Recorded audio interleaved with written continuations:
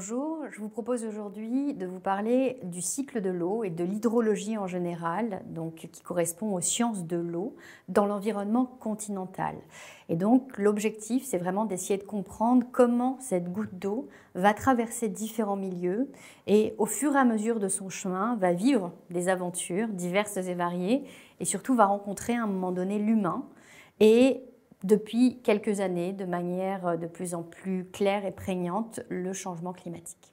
Alors on va commencer d'abord par vous raconter ce cycle de l'eau tel qu'on nous l'a appris à l'école, où on va d'abord avoir un flux d'évaporation très important, qui ensuite va permettre une condensation, une précipitation. Alors il faut savoir que déjà à ce niveau-là, eh bien, ce flux évaporatoire est fonction de la température, bien sûr, atmosphérique. Donc, ces dernières années, on voit de plus en plus de situations d'anomalies de température et à chaque degré que l'on gagne, eh bien, on va avoir un flux d'évaporation qui va être beaucoup plus important. Et donc, ce flux d'évaporation qui, en général, se fait au niveau des océans et des mers, va finir par être déplacé au niveau des continents et va se transformer en précipitation. Une fois arrivées sur le continent, ces précipitations vont ensuite tomber au sol et il y a trois chemins possibles. Le premier, c'est de repartir directement dans l'atmosphère. Les 2/3 d'une pluie repartent immédiatement dans l'atmosphère. Cette pluie qui repart dans l'atmosphère sous la forme de vapeur d'eau va ensuite se décaler plus loin avec des vents pour pouvoir retomber encore plus loin. C'est ce qu'on appelle l'effet de continentalité. Donc on a vraiment une pluie qui pénètre sur un territoire. Si on prend par exemple le cas de la France, on a le pourtour atlantique, on a des premières pluies qui vont arriver directement de par les masses d'air humide qui viennent de l'océan Atlantique, qui vont générer une précipitation sur Brest. Le 2/3 repart dans l'atmosphère, est remporté avec des vents un peu plus loin et donc c'est ce qui permet ensuite d'avoir des pluies sur Strasbourg. Alors lorsqu'on regarde à l'échelle internationale, on se rend compte que en réalité, il y a beaucoup plus de pluies qui viennent de nos continents que de pluies qui viennent de nos océans. Et donc, en moyenne, c'est 34% des pluies viennent directement de nos océans. Mais une fois que cette humidité est amenée sur les continents, eh bien, ces boucles de rétroaction qui se forment et qui rentrent dans les continents permettent d'avoir 64% de la pluie mondiale. Bien sûr, ce sont des données qui varient en fonction des pays, en fonction de la bordure littorale. On voit très bien que la France, qui est directement bordée tant par la mer du Nord que par la Manche ou encore l'océan Atlantique ou la mer Méditerranée, va présenter un certain nombre de surfaces directement connectées à la mer et donc notamment à une météorologie locale. Et on le voit très bien avec la mer Méditerranée qui vont faire l'objet d'une météorologie particulière et être à l'origine de ce que l'on appelle les crues éclairs, c'est-à-dire des crues soudaines et très violentes que l'on appelle aussi des crues méditerranéennes et on reviendra dessus un peu plus tard. L'objectif, c'est vraiment de comprendre comment ces précipitations qui tombent d'une part vont s'évaporer et donc ce 2/3 qui repart dans l'atmosphère repart à travers deux moyens. Le premier, c'est un effet direct d'évaporation immédiate dans l'atmosphère et le deuxième, c'est un effet d'évapotranspiration et on va à ce moment-là passer par le couvert végétal. Plus on aura de forêts, de couverts végétales, de massifs qui derrière recouvrent les territoires, plus l'arbre va réussir à capter cette eau, à transpirer cette eau et à l'évapotranspirer au niveau atmosphérique. Donc la météorologie locale est aussi fonction du couvert végétal que l'on va avoir au sol. Le deuxième chemin que l'on peut suivre, c'est vraiment un chemin de ruissellement. Ce ruissellement, il va se faire en surface et là encore, il est fonction de la terre que l'on va rencontrer au sol. C'est ce que l'on appelle la réponse hydrologique au sol. Ce chemin et ce pourcentage de ruissellement va varier en fonction de plusieurs critères. Premièrement, l'urbanisation. À partir du moment où vous avez une ville qui est complètement urbanisée, nécessairement, on augmente le pouvoir d'imperméabilisation du sol et il reste très peu d'espace dans une ville pour que l'eau puisse pénétrer dans les milieux plus profonds, entre les routes, les bâtiments, les trottoirs. Dans une ville qui est en général bétonnée, suivant le taux de bétonisation, on va avoir un taux d'imperméabilisation qui va être plus ou moins important. Donc, on sait que dans les villes, en général, on a très peu de localisations dans lesquelles la goutte d'eau peut rejoindre les nappes souterraines. En général, on retrouve ces espaces-là dans les parcs, les espaces verts, mais aujourd'hui, on a vraiment conçu depuis des décennies et des décennies des villes qui ont tout bétonné massivement et qui ont donc déconnecté totalement la pluie qui se trouve au niveau atmosphérique du sol qui est situé dessous. Et bien souvent, on a même totalement oublié qu'il y avait un sol.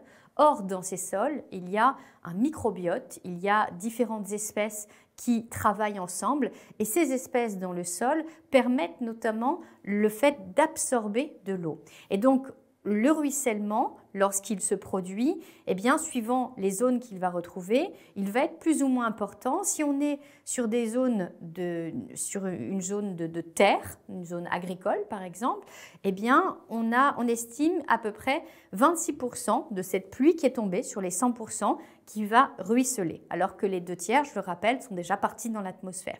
Et seulement 9% vont pénétrer à l'intérieur du sol pour rejoindre in fine une nappe phréatique. Là encore, on a différents types de nappes phréatiques. On a d'abord ce que l'on appelle des nappes alluviales. Ce sont des alluvions qui se sont additionnées et qui en fait se retrouvent souvent aux abords d'une rivière ou d'un fleuve. Donc vous avez une rivière ou un fleuve et dessous, vous avez comme une sorte de bassine remplie d'alluvions et l'eau va se situer entre les grains. Et lorsque nous faisons des forages dans ces zones-là, on extrait via des grillages justement toute l'eau en maintenant les grains dessous. Mais c'est bien à l'image de ce que l'on peut voir lorsqu'on a un bac à sable et qu'on joue avec un bac à sable et qu'on le remplit de sable. Vous pouvez remplir une quantité d'eau assez importante et l'eau va se remplir dans le bac à sable jusqu'à arriver à une certaine limite où là, on estime que le sol est saturé en eau et à partir de là, toute l'eau qui arrivera en supplément, eh bien, arrivera au-dessus. Et cette eau participera plutôt au ruissellement. Lorsque l'on s'intéresse au risque d'inondation, cette eau qui va s'infiltrer ou cette eau qui va ruisseler va contribuer ou non à limiter ou à accélérer le risque d'inondation. Alors, comment ça se passe? Dans un premier temps, on a cette pluie qui tombe.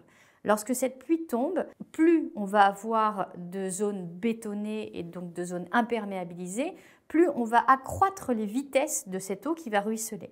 Cette eau va récupérer des polluants sur son chemin et donc cet ensemble de métaux lourds que l'on retrouve sur nos trottoirs liés derrière aux déchets, notamment pneumatiques, tout ce que l'on va pouvoir avoir dans les villes, vont ensuite se retrouver très rapidement conduits dans des exutoires. Donc en général, l'exutoire, c'est plutôt le fleuve ou la rivière que l'on va avoir à côté.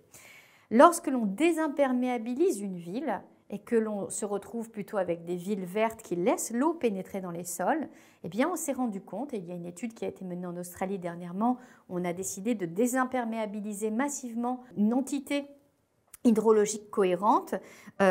On laisse à ce moment-là l'eau arriver sur le sol, mais étant donné que le pourcentage d'eau pénètre beaucoup plus dans les sols, à ce moment-là, eh bien, la rivière n'est plus alimentée directement par l'eau de ruissellement, mais elle est alimentée par le dessous via la nappe phréatique.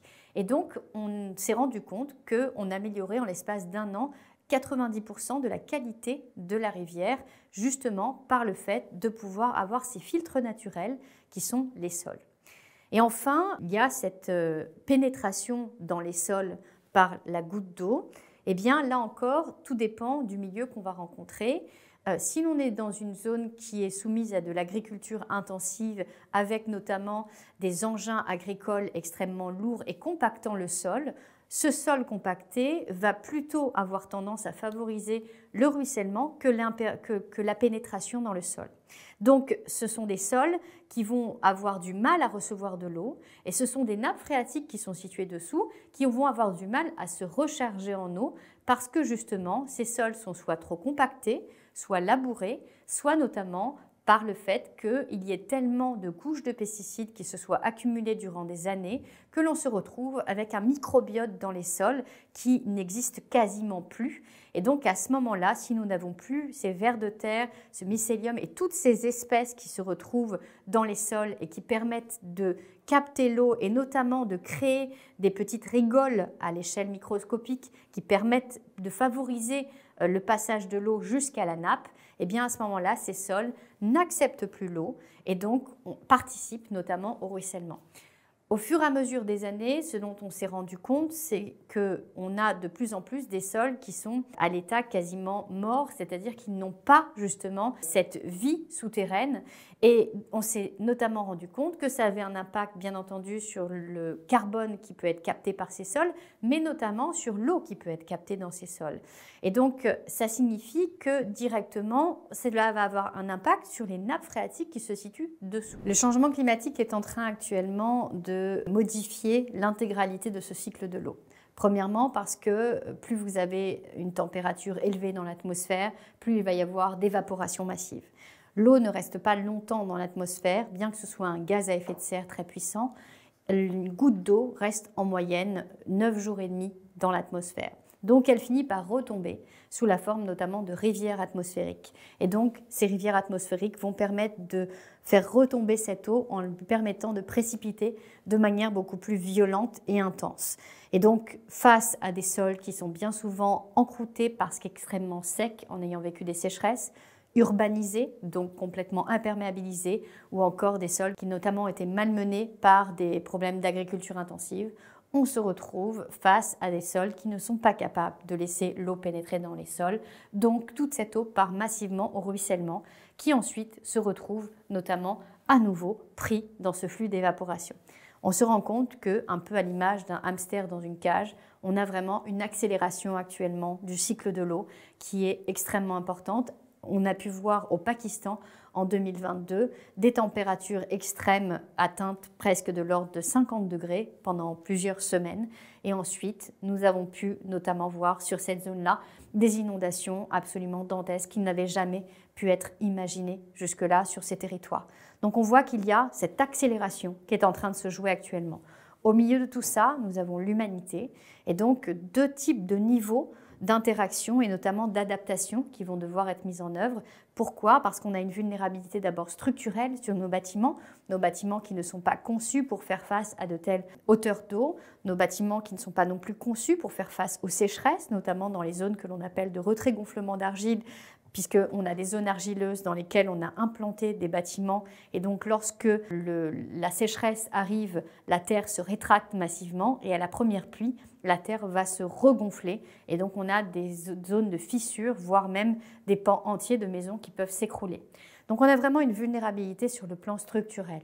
On a notamment une vulnérabilité que l'on appelle organisationnelle, c'est-à-dire comment on s'organise pour faire face à ces crises. Dans le cadre d'une inondation, il y a des gestes à connaître et parfois ce ne sont pas les mêmes suivant où vous vous situez. Parfois, il faudra se confiner, d'autres fois, il faudra apprendre à évacuer. Et puis, dans le cadre de canicules, on l'a très bien vu avec la canicule de 2003, nous nous retrouvons extrêmement fragiles face à ces températures extrêmes. Plusieurs études ont été menées, notamment 2 spécifiques sur le bassin parisien, qui mettent en évidence, premièrement, une corrélation directe entre le taux de suicide et la température atteinte durant ces canicules sur le bassin parisien. On voit à quel point, à partir de 26 degrés, qui est un état de stabilité, notamment sur le plan neuro-endocrinien, on se rend compte que plus vous montez en termes de degrés, plus vous dépassez les 40 degrés, plus, un peu comme un téléphone portable qui se retrouve positionné au soleil, eh bien, notre système a tendance à disjoncter et on voit un pic de suicide à partir de 40 degrés, voire au-delà. En parallèle de ça, on s'est aussi rendu compte à travers une étude que la corrélation entre les quantités d'espaces verts qui se trouvaient autour de chez vous et le taux d'hospitalisation était aussi directe. Donc, plus vous habitez à côté d'un parc, à côté d'un lieu qui a été aménagé avec des arbres, avec justement un couvert végétal, plus vous avez de chances d'être plus protégé que votre voisin qui serait plutôt dans un univers très minéral et dense, notamment au cœur des villes.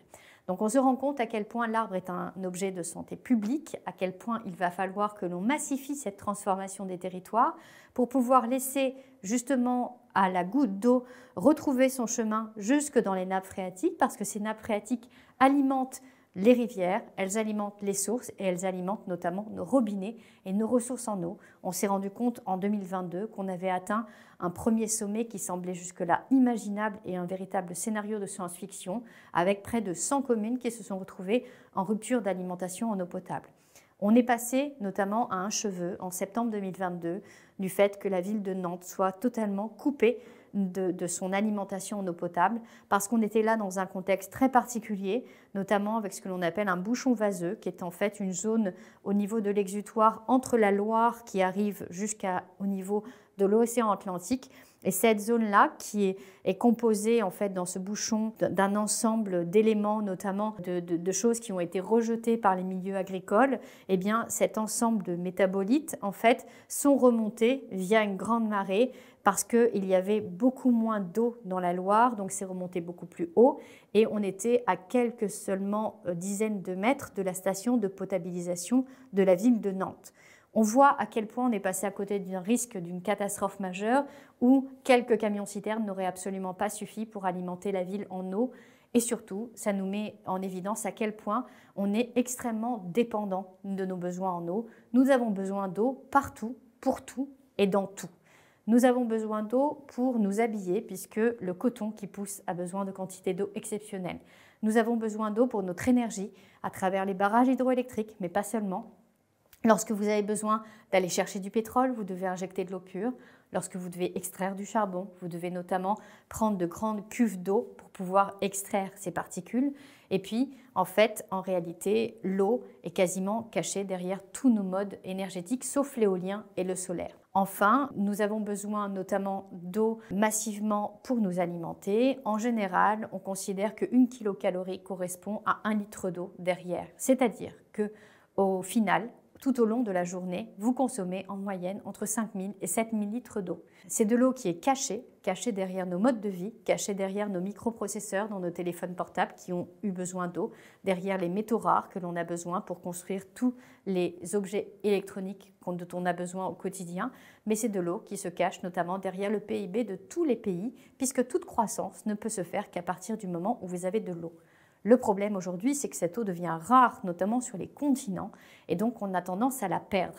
Alors certains ont essayé, notamment dans les années 70, d'aller remorquer des icebergs, et donc les Émirats arabes se sont très vite rendus compte qu'en voulant récupérer des icebergs, c'était quand même quelque chose d'assez complexe et d'assez coûteux sur le plan du fuel qu'il fallait dépenser. Donc ils ont arrêté cette solution-là. Restent d'autres solutions, notamment la désalinisation de l'eau de mer. C'est une solution qui est très intéressante, notamment face à des pays qui sont situés face à un mur parce qu'ils n'ont pas d'autre choix de désaliniser de l'eau de mer parce qu'ils n'ont absolument plus d'eau du tout sur leur territoire.